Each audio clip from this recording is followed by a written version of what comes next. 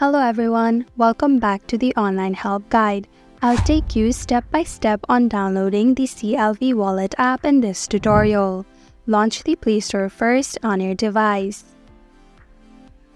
Tap on the search bar at the top.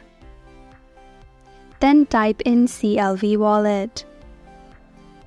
Then tap on Search. We're going to download this application. Tap on the install icon. Let it download now, but before you do, make sure your internet connection is strong. Tap open once the installation is finished. You can start a new account by following the instructions or log in using the email address and password you used to register. Thank you for watching Online Help Guide. Hope this video was helpful. If it was, then hit the like button and comment down if you have any questions or feedback.